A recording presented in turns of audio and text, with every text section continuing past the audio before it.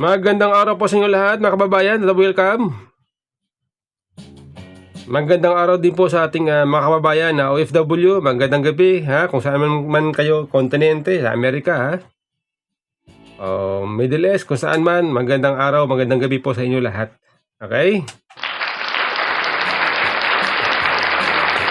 Bago po tayo magpatuloy, baka po pwede ang makiusap na baka pwede pakisubscribe ang ating channel. Ha? Ito po ang channel nito ay nagsisimula pa lamang. Kaya sana po baka pwede paki-suportahan. Maraming salamat. Ayan.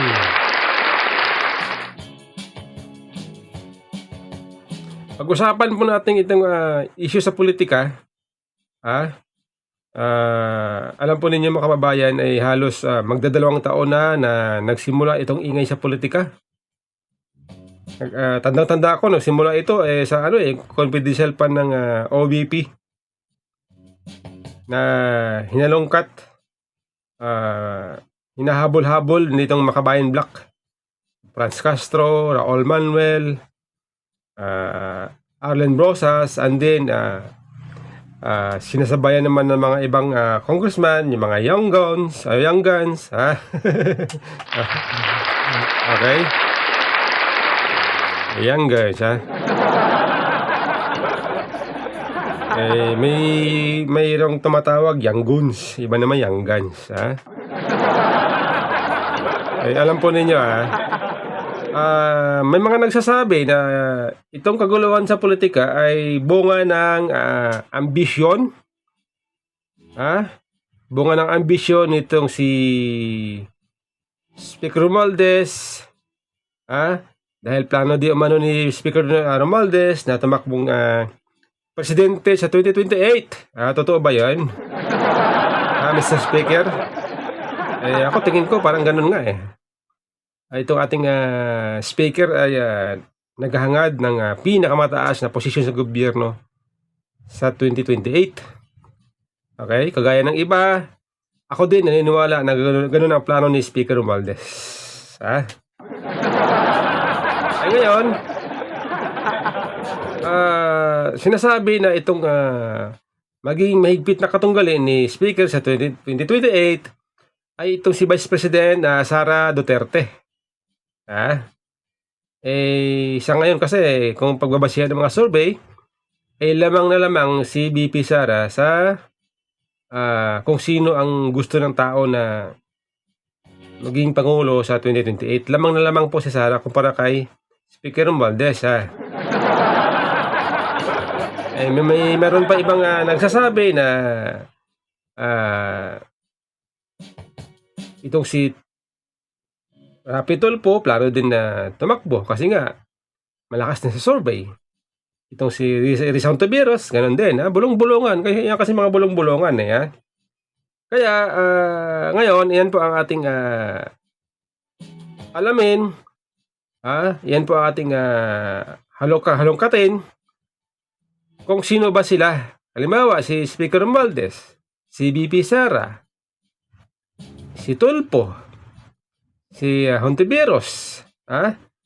Yung apat na yan kasi yan ang matunog since itong dalawa ang maingay sa ngayon, itong si Speaker Romualdez at VP Sara, ay simulan natin kay Speaker Romualdez. Itong video na to particular ay simulan natin kay Speaker Romualdez. Alamin natin kung ano ba siya, klaseng tao, congressman, lingkod bayan, lalo na sa kanyang mga pangako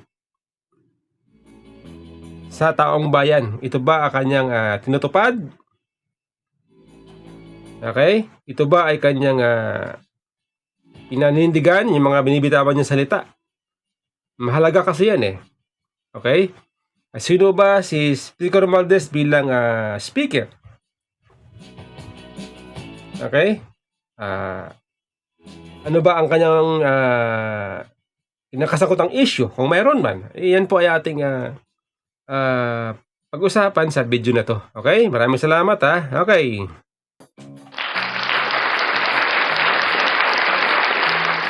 Ito po una simulan natin sa pangako na binitawan nito si Speaker Romualdez. Pangako na presyo ng bigas. O ito ang video ni Speaker Romualdez. Isa-isahin natin mula sa simula na pinangako niya tungkol sa bigas.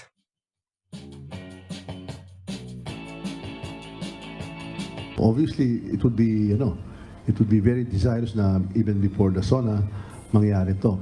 And I don't think naman it's impossible. Sa July 2024, target na mapababa ang presyo ng bigas sa 29 pesos kada kilo. Ito ang napag-usapan sa pagpupulong ng mga opisyal ng Department of Agriculture at House Leadership hapon ng Lunes, May 6, 2024. Magagawa ito sa pamamagitan ng pag-amyenda sa Rice Tarification Law. Layon itong maaprubahan ng Kamara bago ang CNEDA adjournment sa May 24, 2024. Opo, gagawin po natin lahat. Yun po ang goal natin na aagahan natin yung pagbaba ng presyo ng bigas. Yung target natin by itong buwan na Hulyo, itong July, magkakaroon tayo ng bigas at 45 to 46 pesos a kilo.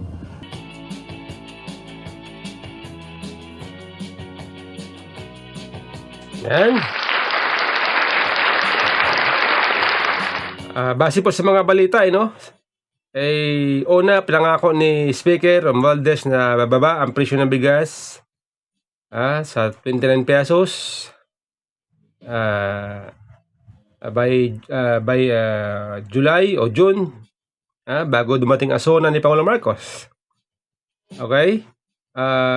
After ng SONA, hindi nangyari, kaya nangako ulit magiging 42 ang presyo ng bigas. Pagka naaprubahan na bago na itong bagong taripa para sa pag-aangkat ng bigas. Yan po ang binabanggit ni Speaker. Ayon sa balita, magiging magkakaroon na ng 42, 45 ang commercial rice. Okay? So, after ng SONA, hindi nagbago. Kaya ngayon may bagong pangako si Speaker. Maybe next year. Sa Kadiwa. Tatanong naman kung kailan kaya maaabot ang pangakong below 30 pesos na kada kilo ng bigas sa merkado. Siguro by next year, nandyan na tayo, if not soon. But dyan sa mga Kadiwa, hintayin natin next year kung magbabago, kung matutupad itong pangako ni Speaker Romualdez na bababa ang presyo ng bigas sa susunod na taon.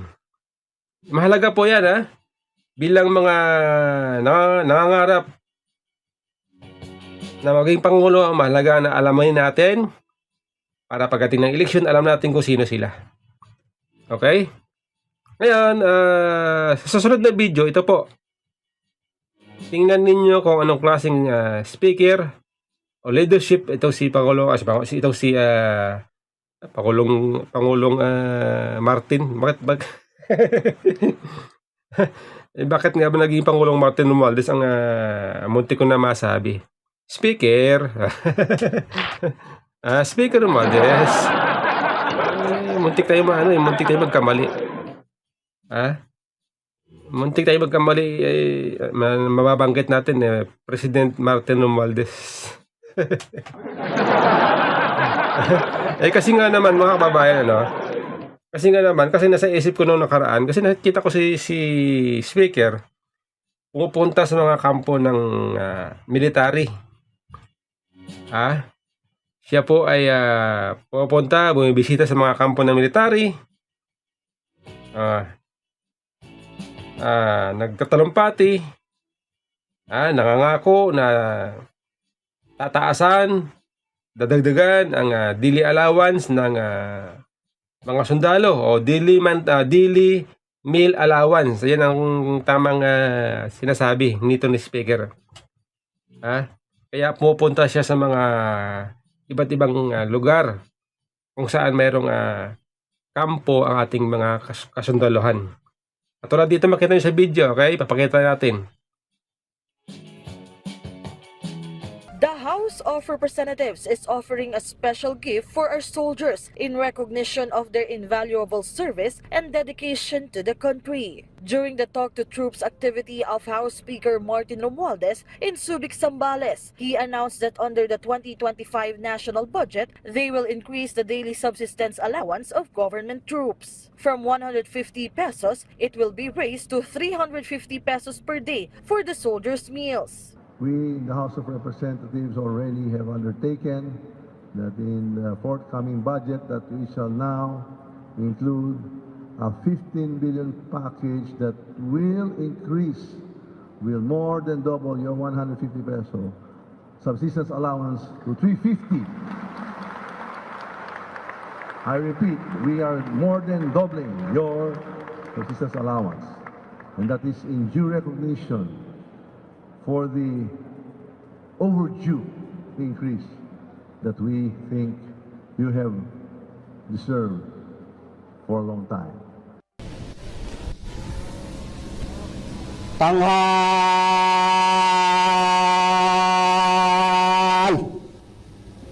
Ta! Kalupunan, mga pinunot sawal, pagkakamay. Ha! Kalupunan, mga pinunot sawal, babakamay.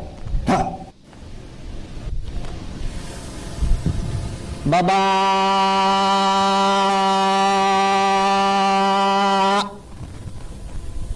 Ta! Ginoo, handa na po ang tanod pandangan upang libutin.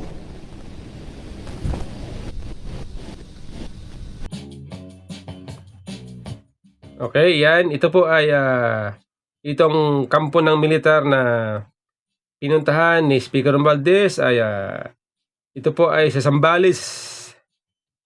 Okay? Diyan, nabanggit ni Speaker na dadagdagan niya ang daily meal allowance ng mga sundalo. Kaya ang mga sundalo ay siyempre palakpakan. Okay? Siyempre nga naman. Diba? Siyempre nga naman, dadagdagan ng allowance mo. Araw-araw, 150. Actually, meron na kasing daily meal allowance ang mga kasundaluhan na worth 200. 200, meron na eh. Kaya gusto dagdagan ni Speaker ng 150 para maging 350 ang araw-araw daily meal allowance ng mga sundalo. Malaking bagay po yan. Di ba matandaan natin na itong sweldo ng armed forces ng mga kasundaluhan ay dinubli ni Pangulong Duterte noong panahon niya. Ngayon, sa panahon ni Speaker naman, gagawin daw niya o dadagan daw niya ng 150 ang daily meal allowance ng mga sundalo. Kaya palakpakan. Okay?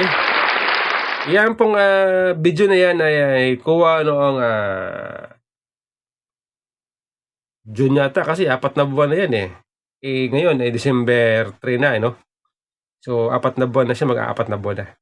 Then kasunod nito bumisita ulit si Speaker Romualdez sa kampo naman ng militar sa Camp Nacar sa Lucena City. Ito po yung video. Announcing the arrival of Honorable Ferdinand Martin Gomez Romualdez, 24th Speaker, House of Representatives of the Philippines 19th Congress. Tanghal!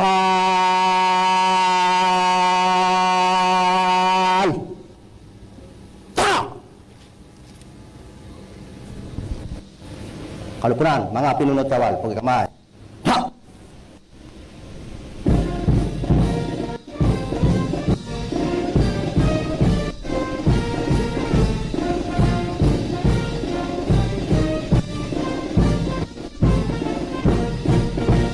Kalupunan, mga pinunot sawal, babakamay. Ha! Baba!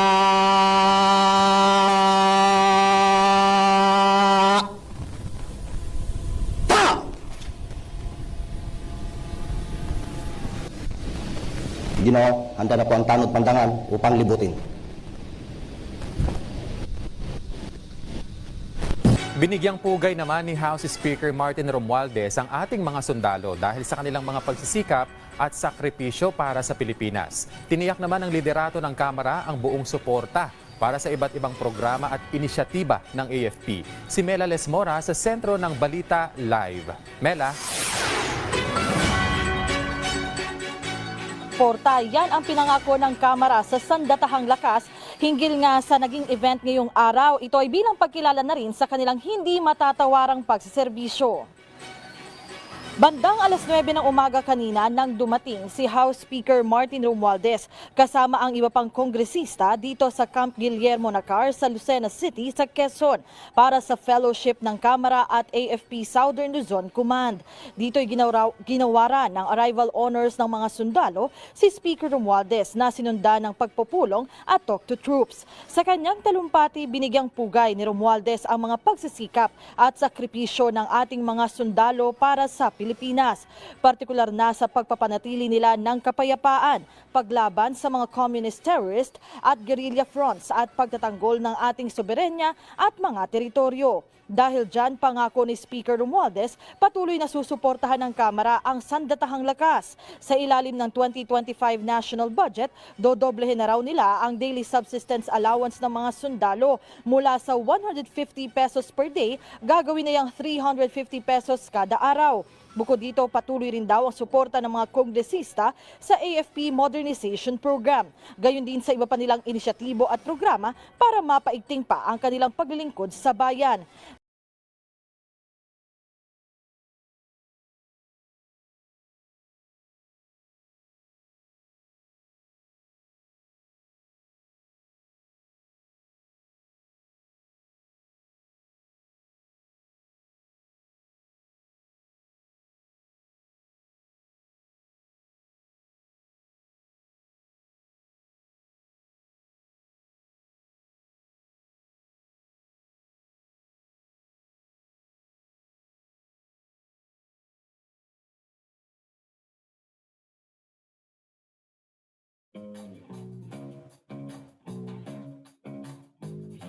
Ayan. Yan po yung video, no, na kung saan itong si Speaker Romualdez ay pumunta ng Camp Nakar sa Lucena City. Makita nyo, siya po ay sinalubong ng kasundaluhan, binigyan ng arrival honor. Siyempre si Speaker, salute din. Mga sundalo, nagbibigay po kayo sa ating magiting na Speaker. Honorable. Honorable na Speaker Romualdez. Di ba? Kita nyo? Akala ko may bago ng Commander-in-Chief itong ating mga kasundaluhan. Sa ngalan ng Speaker Romualdez.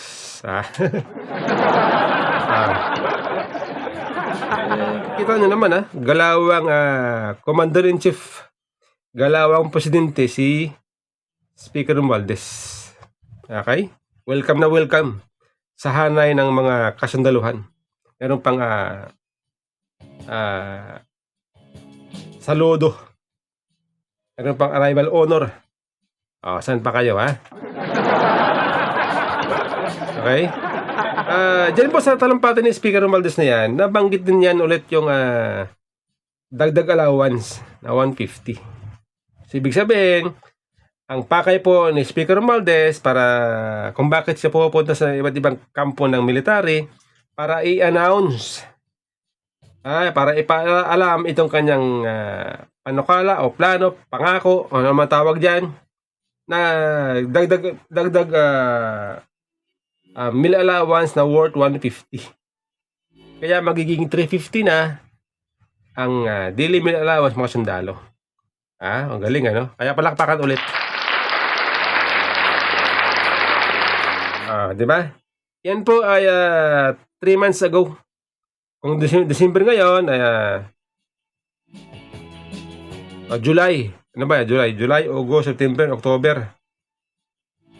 July, August, September, October. August. Malamang August kasi 3 buwan yan. Nakalagay dyan 3 months na So 3 months na yan So malamang yan mga August. Okay? August yan malamang. Then, Kamakailan, siguro mga 1 week, 1 week na nagdaan, ano, meron ulit video si speaker na kung saan ay nag-courtesy call sa kanya ang mga matataas na official ng kasundaluhan. Siya po ay pinuntahan o dinalaw ng mga matataas na official ng armed forces sa kanyang opisina dyan sa speaker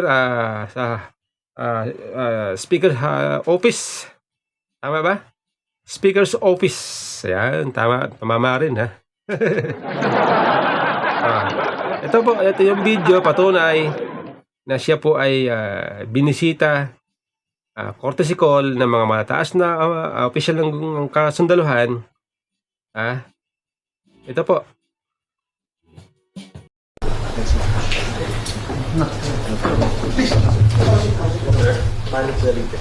Sila General Parando. Sila lahat. People. So, we will move for the increase of the soldiers daily subsistence allowance from 150 pesos. We think President that the troops that you come to see us here, but we want to vote. That's why I'm very grateful. Your house. Okay. Oh, well, we invite also the host to blend.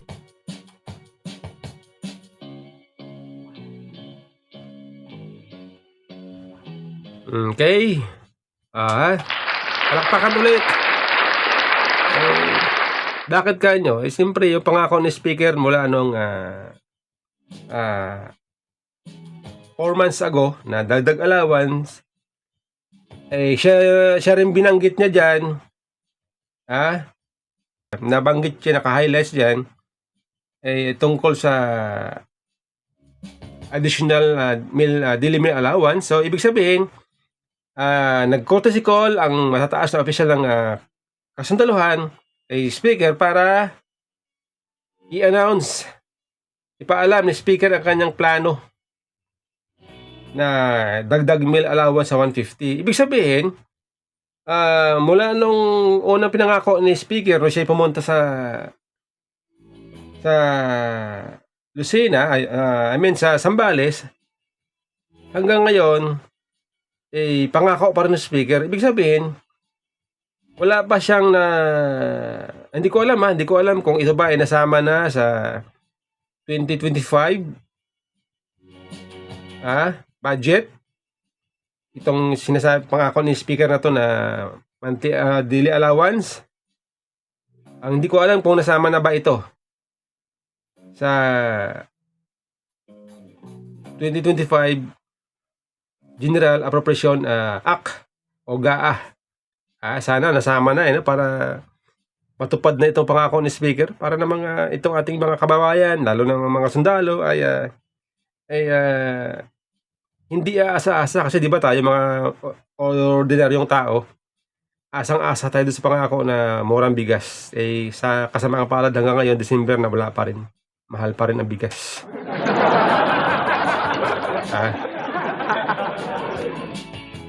Ngayon, ito, meron pa kasing bukod pa dyan, meron pong ibang pinangako itong si speaker na atin ding dapat pag-usapan, okay?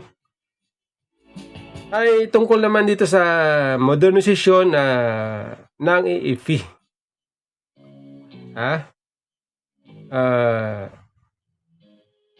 Katulad nito,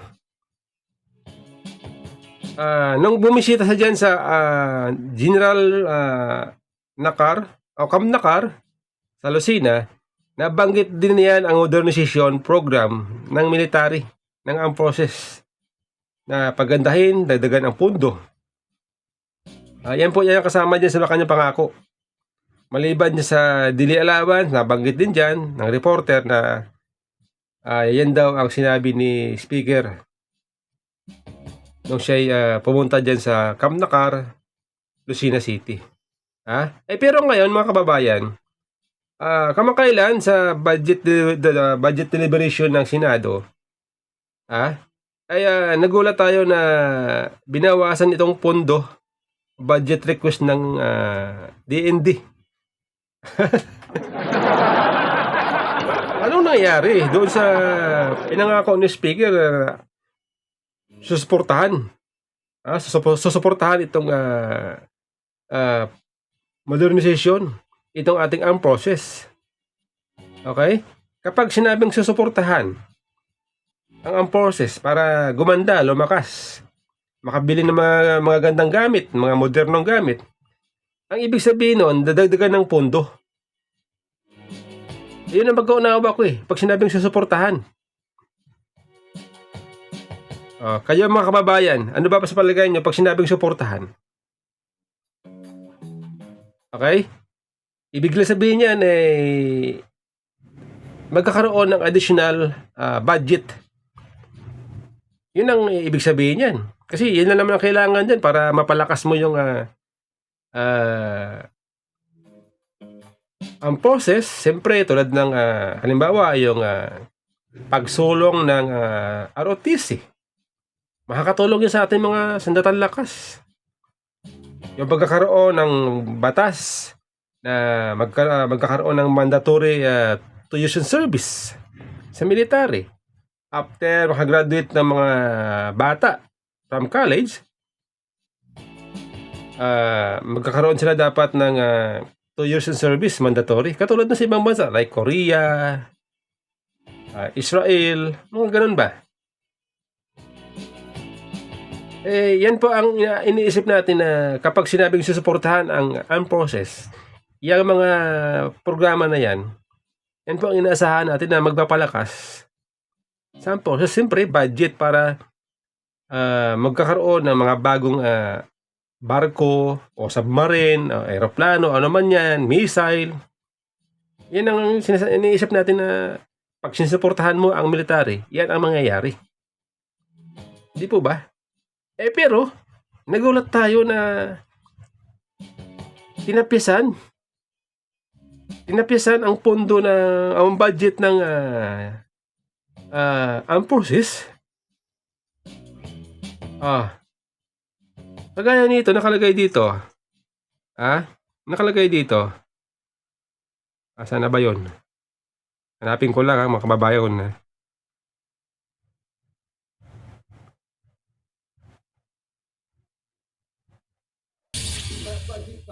Nababahala ang ilang senador sa tinapyas na pondo para sa AFP Modernization Program para sa 2025. Hanggang ngayon kasi, hindi pa humuhupa ang tensyon sa West Philippine Sea. Hindi naman natin inaambisyon na tapatan ang China, which is a superpower.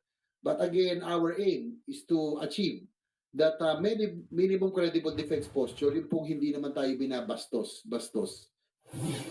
Sa pagdinig kanina ng Senate Finance Subcommittee sa higit 254 billion pesos na panukalang budget ng Department of National Defense para sa 2025, 75 billion pesos lang ang inaprobahan para sa modernisasyon ng AFP sa ilalim ng 2025 National Expenditure Program. Malayo yan sa proposal nila na 245 billion pesos.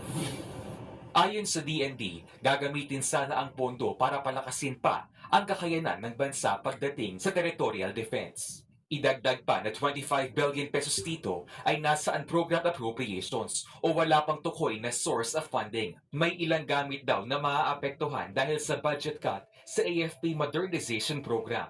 The biggest items that will be affected are additional domain awareness like radars. Giit ni Senator G.V. Ejercito, hindi na dapat i-delay pa ang modernisasyon ng AFP na kabilang pa man din sa priority programs ng gobyerno. Baka pag magising tayo, Mr. Che, pag hindi natin nabili ito, yung China nandyan na sa tabi natin. Lahat ho ng bansa naghahabol because every year it is a race. So, tayo, doble habol pa ang kailangan po. Pinuna rin ni Ejercito ang mababang defense spending ng bansa na nasa 1% lang nitong 2024. Mababa yan kumpara sa mga kalapit nating bansa gaya ng Vietnam at Thailand na nasa 3 hanggang 4%. Malaking bagay raw kung mapapataas ang defense spending sa 2%, bagay na sinegundahan ni Quidoro. Malaking tulong ho yung 2%, lalo-lalo na ho sa Navy para yung presence ho natin sa West Philippines, paikot-ikot, consistent, strategic yung presence. Pinagsusumite naman ng komite ng wish list ang DND kaugnay ng mga proyektong kinakailangang mapondohan na inaasahang pag-uusapan naman sa isang executive session. Sa huli, lumusot sa komite ang panukalang 2025 budget.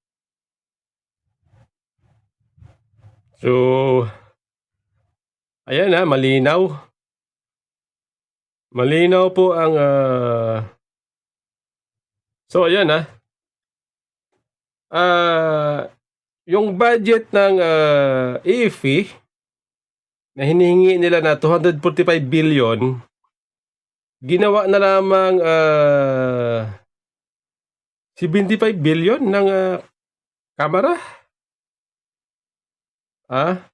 So yan po ang sinasabi natin na kapag sinabi mo na susuportahan mo, ang ibig sabihin yan, dadagdagan mo ng pondo. Okay? Yun po ang ating pagkakaintindi ng support. Hindi yung babawasan mo.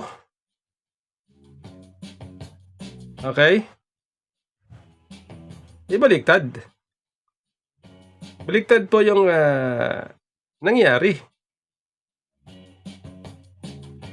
Di ba nga, matandaan ninyo mga kababayan, noong kasalukuyan na may kakaguluhan dyan sa West Philippines Sea, yung may mga banggaan dyan, yung mga rubber boat, binutas ng China, Coast Guard, meron pa mga naputol na daliri. Ang mga maiingay noon, ang mga congressman.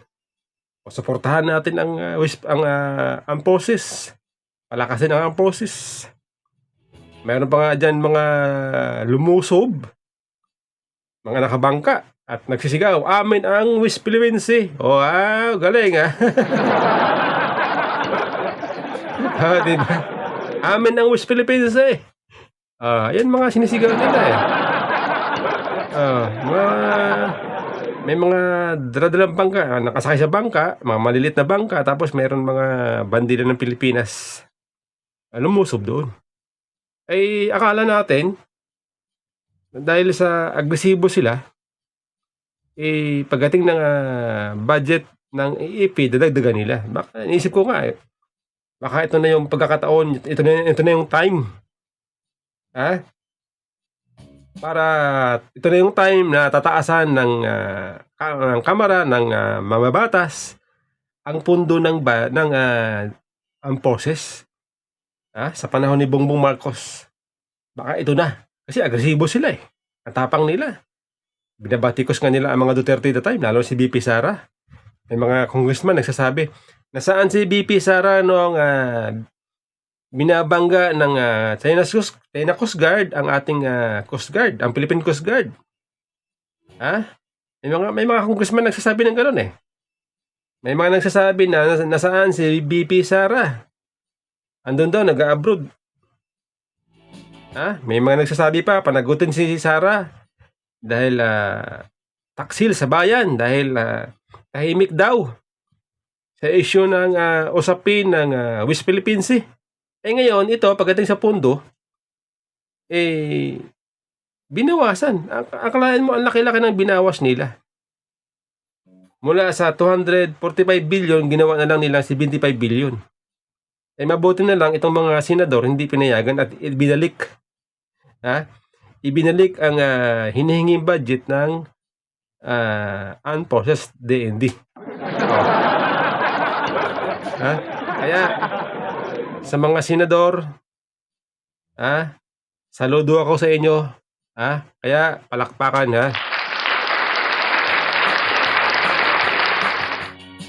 So, ayan po Ilan lang po yan sa mga bagay na ginagawa under the leadership of Speaker Romualdez. Yung kanya mga pinangako. mula ngayon, ito mga naghahangad, balibalita na tatakbong presidente sa 2028, ay alamin natin ang kanilang credential, ang kanilang mga track record bilang lingkod bayan. Ha? Kasi sa susunod yan, pupuntahan naman natin ang kanyang baluarte sa Tacloban. Alamin natin kung ano ba ang progreso. Okay? Kasi bilang leader, mahalaga yan para malaman natin kung siya ba ay karapat-dapat bigyan ng malaking responsibilidad. Kasi di ba, kung congressman ng isang distrito, maliit yan. Ay kung maghangad ka ng isang mataas na posisyon like presidente, buong bansa na yan. Kaya mahalaga na makita natin ang credential, ang track record ni Speaker Romualdez sa kanyang baluarte. Pagka okay, di bigyan natin siya ng pagkakataon na maging Pangulo. Okay? Ilan lang yan. Ang ating gagawin dito, hindi lang po si Speaker ang ating kikilatisin. Itong si BP Sara sa susunod na video naman yan pagkatapos ni Speaker. Si Rapi Tulfo. Susundin natin, gagawin natin yan. Kikilatisin natin, alamin natin ang kanilang mga track record. Okay? Si Hontiveros. Yan pa lang kasi matunog sa ngayon eh. Pagdating ng malapit ng eleksyon sa 2028, pag mayroon mga ibang planong tumakbo sa pagkapangulo, kikilatisin din natin. Pero sa ngayon, ay sisimulan natin kay Speaker Romualdez. Alamin natin yung kanya mga pangako. Number 1 niya, pangako. Katulad yan, ginawa natin ngayon. So yan po alam po din yung mga kababayan, doon sa activity ni Speaker na nag-iikot sa kampo ng mga militar, ako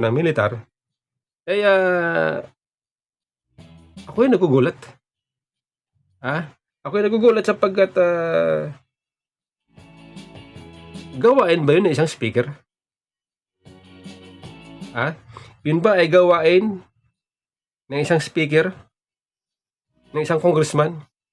Ang mag-ikot sa kampo ng militar para mag-courtesy call ang mga mataas na opisyal ng gobyerno sa kanya? Okay? Yun ba? Kasi ako honestly hindi pa ako nakakita ng isang speaker na nag-iikot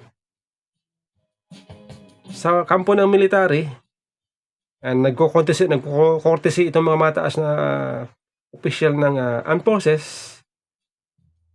Ngayon lang, sa panahon ng Speaker Romualdez. Ngayon na ako nakakita ng ganun. Ewan ko sa iba. Kung meron kayong natandaan na mayroong yung mga previous Speaker of the House na katulad ng ginagawa ni Speaker. Okay? Kung meron kayo dyan nakita, kung meron kayong video, pwede nyo sabihin. Basta ako, sa aking sarili, ngayon lang po ako nakakita ng isang Speaker of the House na Commander-in-Chief ang galawan. Speaker Romualdez,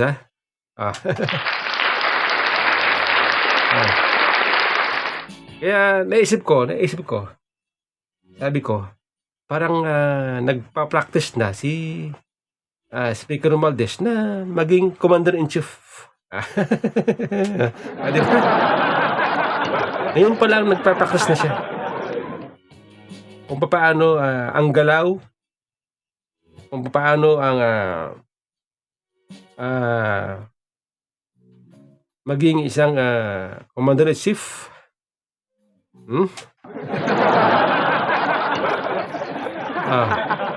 Tulad yan, halimbawa, ito.